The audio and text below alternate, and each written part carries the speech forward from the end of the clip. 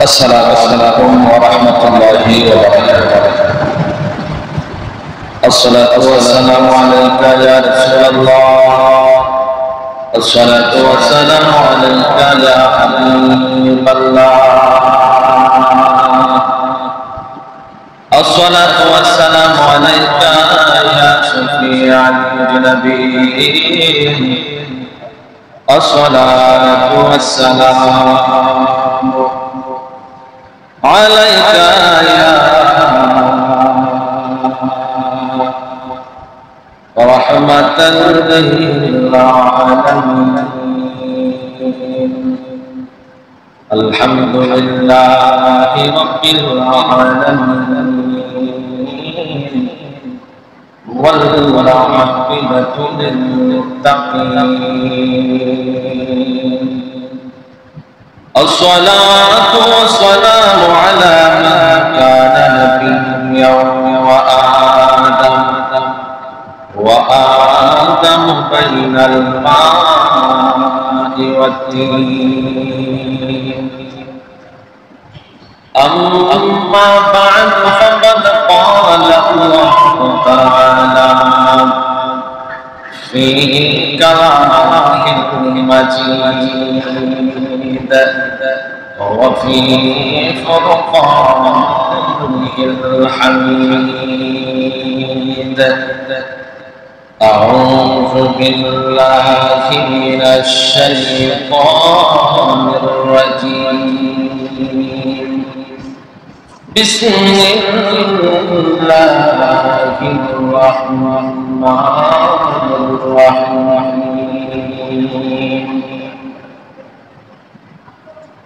إن عدة الشهور عند الله 12 شهرا في كتاب الله يوم خلق السماوات والأرض منها أربعة حرم. ذلك الدين القيم فلا تظلموا فيهن أنفسكم وقاتلوا المشركين كافة كما يقاتلونكم كافة والله أعلم مع المتقين. صدق الله العظيم. إن الله وملائكته يصلون على النبي يا أيها الذين آمنوا صلوا عليه وسلموا تسليما. اللهم صل مولانا محمد وعلى آله سيدنا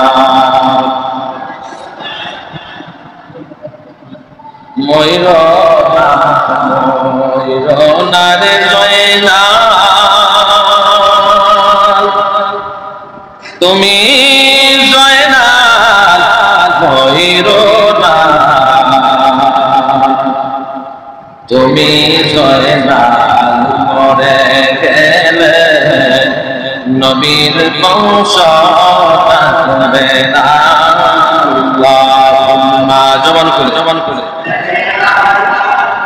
সাইয়্যিদিনা মাওলানা মুহাম্মদ ওয়া আলা সাইয়্যিদিনা মাওলানা যাওরে তোর কয়রে পবন মাই যে মোর কান্দে না যে শব্দ রইল রে মদিনাতে গেলাম না। আল্লাহুম্মা সাল্লি مولانا محمد وعلى آل سيدنا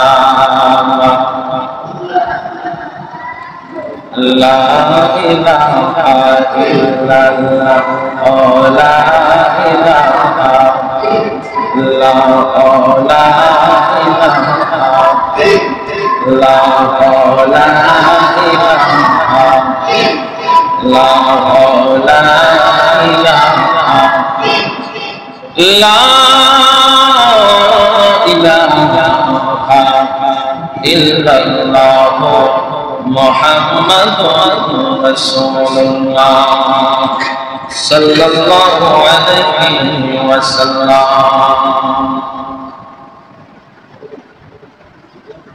আলহামদুলিল্লাহ আল্লাহ পাকের দরবারে অসংখ্য শুকর সমস্ত প্রশংসা ওই রব্বে কারীমের দরবারে যে রব্বে কারীম এই বৃষ্টিকে অপেক্ষা করে আপনি আমাকে আল্লাহ তাআলার মসজিদে আসার সুযোগ করে দিয়েছেন হিজরি নববর্ষের প্রথম জুমা মুবারকে ওই রব্বে কারীমের দরবারে সমস্ত প্রশংসা আমরা আদায় করি জবানটা খুলে বলি আলহামদুলিল্লাহ।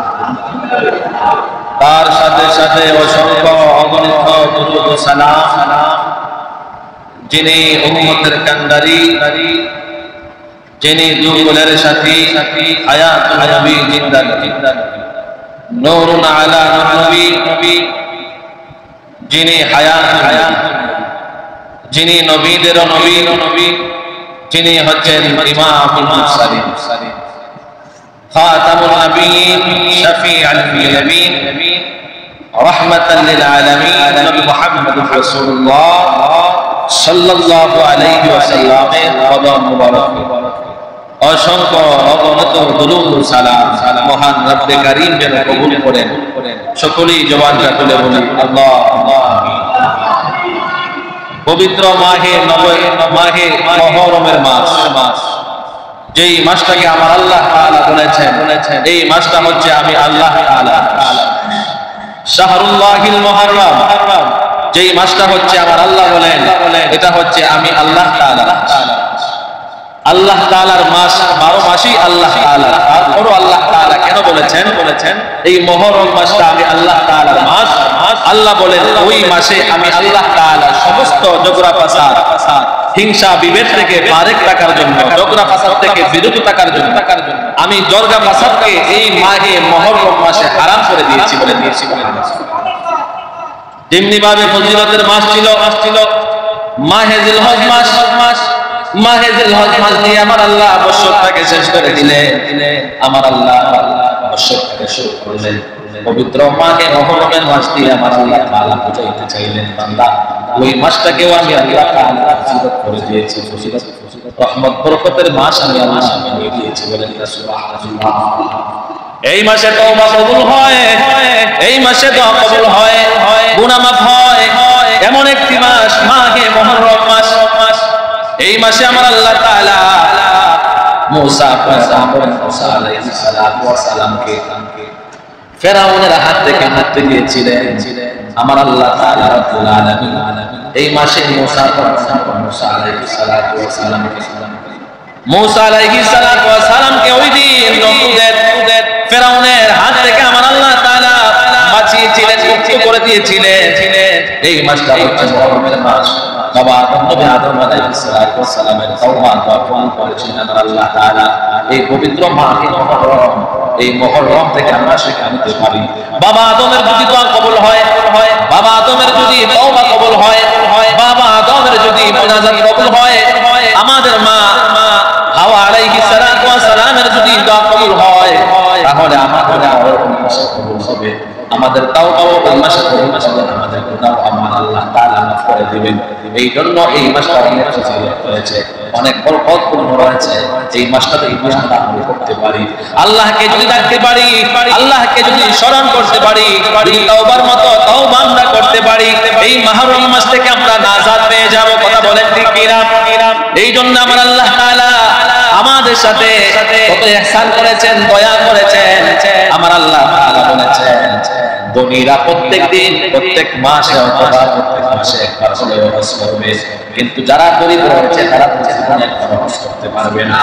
আমার আল্লাহ তাআলা দয়া করেছেন, বান্দাদের কথা চিন্তা করেছেন, গরিবদের কথা চিন্তা করেছেন আমার আল্লাহ তাআলা। আল্লাহ তাআলা বলেন, ও গরিব সম্প্রদায়, ও আমার বান্দা, তুমি বাইতুল্লাহ শরীফ হজ করতে যেতে পারো নাই, তুমি মদিনা শরীফ আমার কবর রওজা করতে যেতে পারো নাই, কিন্তু না না তোমার সম্পদ নাই, তোমার যাওয়ার প্রয়োজন নাই, আমি আল্লাহ তোমার উপর ফরজ করি নাই, ওয়াজিব করি নাই। এই জন্য যে তোমার সম্পদ না থাকার কারণে আল্লাহ রাব্বুল আলামিন বলেন, যখন আমার কোন বান্দা, আমার কোন বান্দি যখন হজ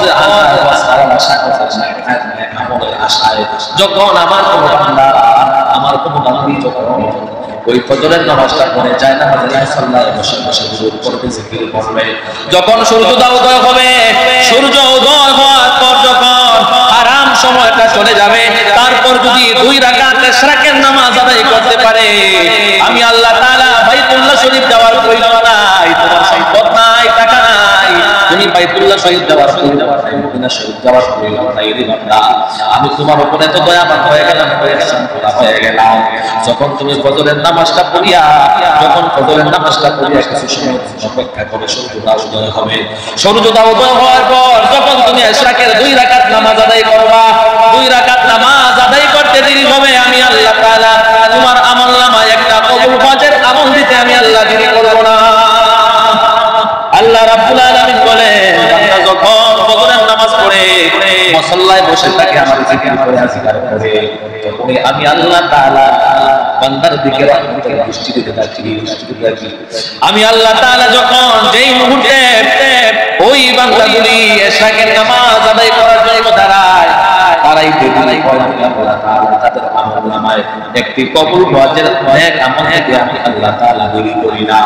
এই জন্য আল্লাহ বুঝাইতে চাইলেন, শুধু ইশরাকের নামাজের মাধ্যমে আমি হজের ফজিলত দেই না, যারা সম্পদওয়ালা আছে, যারা টাকাওয়ালা আছে, তারা হজ করবে, যাকাত দিবে, ফিতরা দিবে, দান খয়রাত করবে, তুমি পারো না, তুমি পারতেছো না, না না, আল্লাহর হাবিব রাহমাতাল লিল আলামিনের দরবারে অসংখ্য গরীব সাহাবী বসা, ওই মুহূর্তের সময় গরীব সাহাবীরা বসা, ধনী সাহাবীরা রাসূলের নিকটে এসে দান খয়রাত করতেছে, রাসূলকে ইসলামের পিছনে সহযোগিতা করতেছে।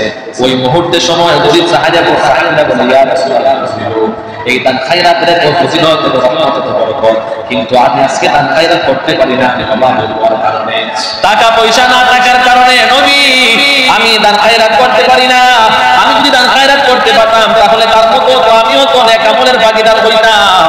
আল্লাহর হাবিব রাহমাতাল লিল আলামিন বলে, ও সাহাবায়ে, তোমাদের সম্পদ নাই, এই জন্য তোমরা পারো না, এই জন্য তোমরা খায়রাত করতে পারো না।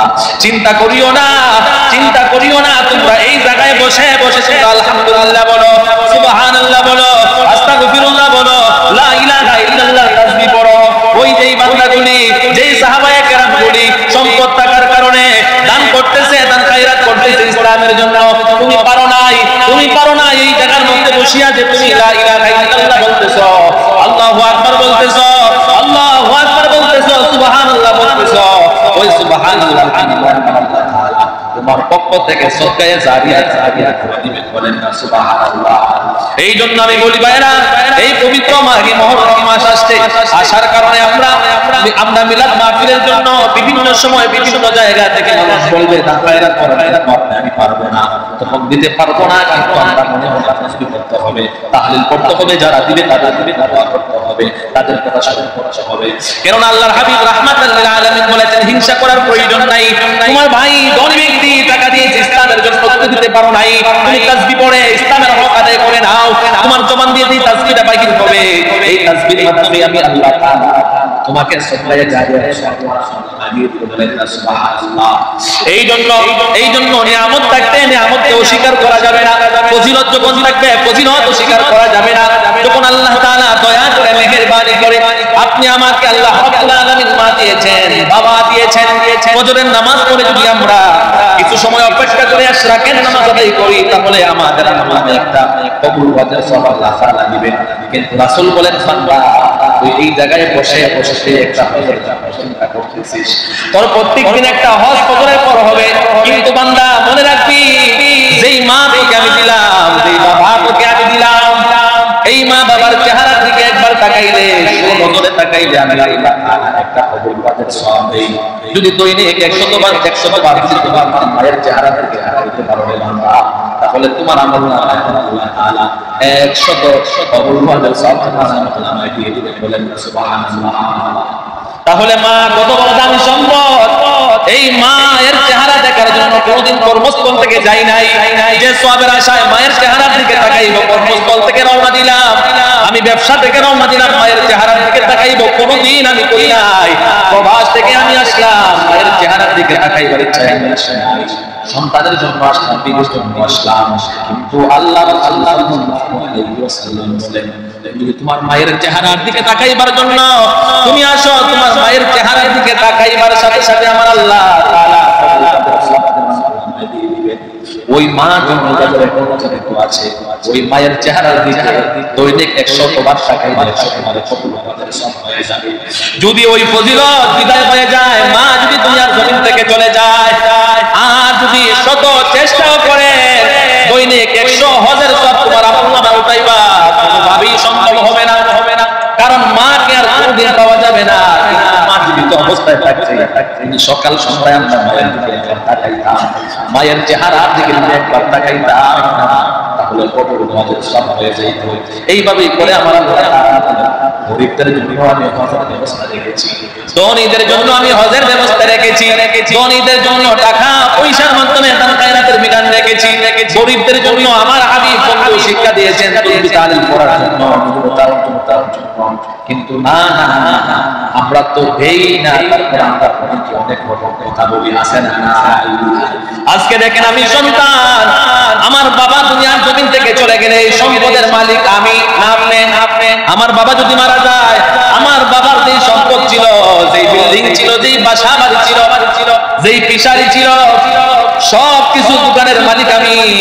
বাবা দুনিয়ার জমিন থেকে চলে যাওয়ার সাথে সাথে যদি কেউ জিজ্ঞেস করে এই সম্পদের মালিককে আমি বলবো আমি, এই জায়গার মালিককে আমি বলবো আমি, ওই দোকানের মালিককে আমি বলবো আমি।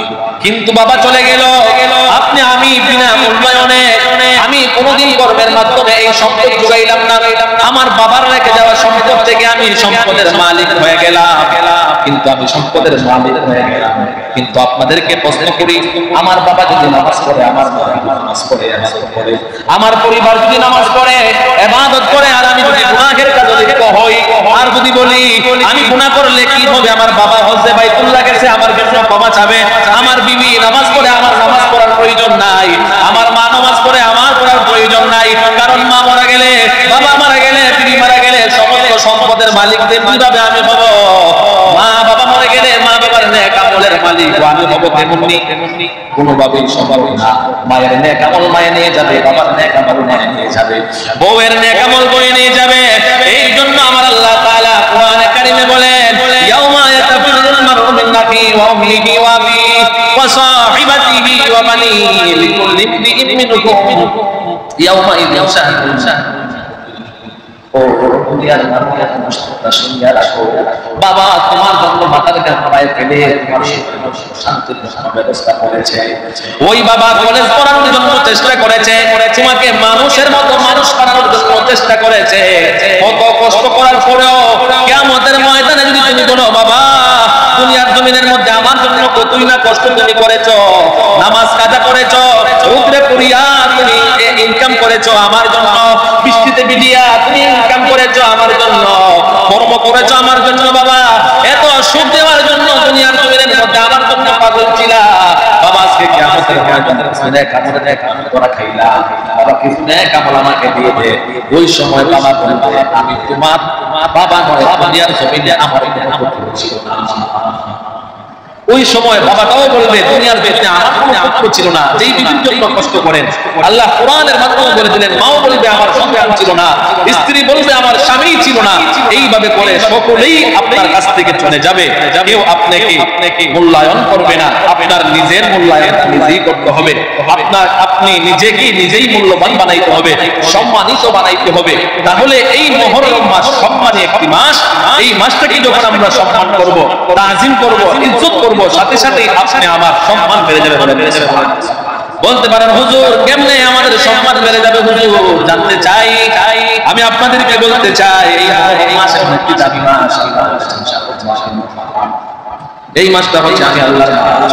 এই মাসে যদি আপনি তওবা করতে হবে, এই মাসে যদি গুনাহ মাফ চাই গুনাহ মাফ হবে, আপনি আমি সালিহিন বান্দা হব, আপনি আমি নেককার হয়ে যাব। গুনাহগুলো আমার আল্লাহ তাআলা কেটে ফেলে দিবেন, তওবা কবুল করবেন, ইস্তেগফার কবুল করবেন।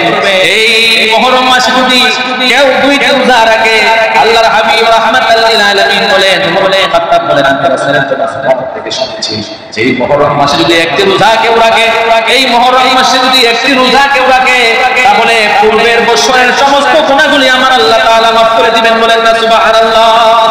তাহলে এই মাসের ফজিলত আছে না নাই? যদি আপনি আমি একটা রোজা রাখি, তাহলে আমার আল্লাহ তাআলা আপনি আমার পিছনের জিন্দেগির গুনাহগুলো মাফ করে দিবেন। যদি দুইটি রোজা রাখি আহলে বায়াতের মহব্বতে, আমার বলে আহলে বায়াতের মহব্বত ভালোবাসায় যদি ওই মাসে আরেকটি রোজা আমরা রাখতে পারি, আল্লাহর হাবিব রাহমাতাল লিল আলামিন কোনদিন মদিনা থেকে যখন মক্কা থেকে যখন মদিনায় হিজরত করলেন, হিজরত করার পর দেখলেন আল্লাহর হাবিব রাহমাতাল লিল আলামিন তাদের জিজ্ঞেস করলেন কেন তোমরা রোজা রাখো?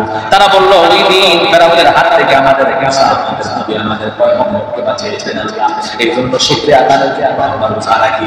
আল্লাহর হাবিব বলেন তোমরা যদি মুসা পয়গম্বরের জন্য তোমরা রোজা রাখতে পারো, তাহলে তো আমি নবী আরো বেশি হকদার। আমি যদি আগামী বছর বেঁচে থাকি তাহলে একের অধিক রোজা রাখবো, আমি একটা রাখবো না একের অধিক রাখবো। এই মাসটাতে কোনদিন আল্লাহর হাবিব রাহমাতুল্লাহ আলাইহি মাহে রমজানের পর পবিত্র মাহে মুহররম রোজাকে আল্লাহ তাআলা দিয়েছেন। বলেন না সুবহানাল্লাহ। এই জন্য রাসূল সাল্লাল্লাহু আলাইহি ওয়াসাল্লাম একের অধিক রাখতেন, একের অধিক এই মুহররম মাসে রোজা রাখতেন গুনাহ মাফের জন্য, আহলে বায়াতের মহব্বতে ভালোবাসায় রাখতেন। এই জন্য আমরা যদি সবরে সানে করে দিই আহলে বায়াতের পক্ষ থেকে যদি আমরা রোজা রাখি, এই রোজার ইনসান আল্লাহ তাআলা হয়তো আপনাকে নাজাত করে দিতে পারেন, আপনি আমার কবরবাসীকে নাজাত করে দিতে পারেন। এই জন্য এই মাসটা মুহররমের মাস। এই মাসেই আমরা যারা রোজা রাখবো, মঙ্গলবার একটি রোজা, বুধবার আরেকটি রোজা রাখার দরকার আছে না নাই? মঙ্গলবার হচ্ছে 9 তারিখ আর 10 তারিখ হচ্ছে বুধবার। 9 তারিখ দিবাগত রাত মসজিদে ইনশাআল্লাহ আপনাদের সকলের সহযোগিতায় মিলাদ মাহফিলের ব্যবস্থা করা হবে। মসজিদ ইন্তেজামিয়া কমিটি সিদ্ধান্ত করেছেন। এই জন্য আমি আপনাদেরকে বলবো মাহফিলটা অনেক রোজা রাখেন, বৃষ্টির কারণে অনেকে শুনতে পাচ্ছেন না, আপনারা তাদেরকে বলে দেবেন মঙ্গলবার একটি রোজা, বুধবার একটি রোজা। 9 তারিখ এবং 10 তারিখ 9 তারিখ দিবাগত রাতে ইমাম হুসাইন রাদিয়াল্লাহু তাআলা আনহু যেই জায়গায় তাবু টানাইলেন, ওই জায়গায় বললেন তাবু টানানোর জন্য একটা ঢালের প্রয়োজন। যখন ডাল কাটতে গেলে ডাল কাটতে লাগলে, ডাল কাটলে কষ্টে ওই দিন ডাল কাটার পর দেখা যায় হাজার রক্ত হয়েছে। ইমাম হুসাইন আর বুঝার বাকি রইল না যে এখানে আমার শান্তির পেয়ালা পান করতে হবে, আমার নানাজির দোয়া কবুল হয়ে গেছে। এই মুহররম মাসে ঘটেছিল তাৎপর্যপূর্ণ ঘটনা। আহলে বায়াতের মহব্বত ভালোবাসা অন্তরে নিয়ে এই সম্পদ সন্তান মালিক হবে আমি হতে পারবো না, শুধুমাত্র নেক আমলের অংশীদার, নেক আমলের যে সম্পদ আমার থাকবে এই সম্পদ নিয়ে কবরে আমি বাহাদুরি করতে পারবো।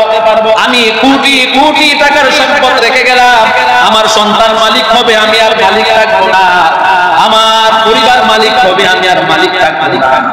কিন্তু ওই সম্পদ থেকে যদি জীবিত অবস্থায় থাকার সময় যদি আপনি আহলে বায়াতের মহব্বতে না করতে পারেন, কাজে লাগাইতে পারেন, কিয়ামতের ময়দানে যাইয়া বলতে পারবেন আহলে বায়াত ও পাক তোমাদের স্মরণে আমি, তোমাদের স্মরণে আমি আমার সম্পদের অংশ থেকে কিছু যাকাত দিয়েছিলাম, আমি ব্যয় করেছিলাম, আমাকে আজকে নাজাত করে নাও। ইমাম হুসাইন, ইমাম হাসান কে হবে, কি হবেন তারা? আমরা সকলেই জানি ইমাম হুসাইন, ইমাম হাসান রাদিয়াল্লাহু তাআলা তারা আর কোন কেউ না, তারা হবেন জান্নাতের সর্দার। এখন যদি আমরা জান্নাতের সর্দারের জন্য এই জান্নাতের সর্দার হবে, আমরা গেটে যখন প্রবেশ করব, সর্দার যদি আপনি আমাকে হুকুম না দেয়, আপনি আমাকে যদি জান্নাতে প্রবেশ করার বিধান না দেয়, প্রবেশ করতে পারবো না। এই আহলে বায়াতের জন্য কিছু ব্যয় করার দরকার আছে না? আছে না? আছে তো আমরা মুখে বলি, কিন্তু আজকে যে কালেকশন সবাই জানে। এই জন্য দেখেন একটা 25-30 নামাজ পড়বো, অথচ আমরা যারা উপস্থিত হয়েছি মানুষ চিন্তা সময় রয়েছে, সুন্নতের সময় দিলে দেখা যাবে আমরা পরস্পর বলবো, ঠিক না? কিন্তু এখনো মানুষ ভুলে আসে নাই। কারণ গত শুক্রবারে বলছিলাম আহলে বায়াতের মহব্বত কিছু দেওয়া লাগবে, যাইতাম না দিতাম না, এই নিয়ত নিয়ে। এখন দেখেন এখন যারা মসজিদ পরিচালনা করে তারা কত মুসিবতে আছে, কারণ আপনারা না দিল নিয়ত যেহেতু এরা করছে, কিছু না কিছু তো করতেই, ঠিক না? এখন যারা মুরব্বী আছে এরাও তো মুসিবত করছে, এরাও তো সাথে থাকতে মুরব্বীর সাথে মুরব্বী না তাহলে তো এখন এই যুবকরাই কিন্তু আল্লাহ রাব্বুল আলামিন বলছে আল্লাহ বন্ধু হাবিব, আমি একজন বৃদ্ধকেও জান্নাতে প্রবেশ করাবো না। আমি প্রত্যেকটি মুরব্বীদেরকে আমি আল্লাহ তাআলা 33 বছরের যুবক বানাই আমি জান্নাতে প্রবেশ করাবো। আল্লাহ তাআলা এত দয়া করতেন, বুড়াও বানাইয়া আমাদেরকে কবরে জান্নাতে ঢুকাইবেন না, জওয়ান বানাইয়া ঢুকাইবেন, এবং আমাদেরকে পাহারা দেওয়ার জন্য 70 জন নূর আল্লাহ রাব্বুল আলামিন রেডি রাখছেন, যেই রুমে আপনি যাবেন সেই রুমে আপনার খেদমতের জন্য রেডি। কিন্তু যদি আমরা পেতে চাই, ওই সম্পদ থাকলে সম্পদের মালিক হবে সন্তান, আর নেক আমল করলে ওই নেক আমল নামক যে সম্পদ, এই সম্পদের মালিক আর কেউ হবে না, এটা আপনি নিজেই হবেন। এই জন্য আমরা আজকে আহলে বায়াতের মহব্বতে নেক আমলের উদ্দেশ্যে আমরা কে আছি, অল্প সময় যেহেতু বৃষ্টি হচ্ছে আমরা একটু সময় নেই। আজকে দেখেন মানুষ এখন আসে নাই। আমরা কে আছি আজকে অল্প মানুষের ভিতরে যে হুজুর আমি আহলে বায়াতের মহব্বতে পরকালের সামানের জন্য যারা নিজের জীবন কুরবানি করে দিয়েছেন 6 মাসের শিশু আলী আকবর সহ যারা শাহাদাতের পিয়ালা পান করেছেন, তাদের স্মরণে আমি হুজুর কিছু দিব। আমি টাকার অঙ্ক বসাইলাম না।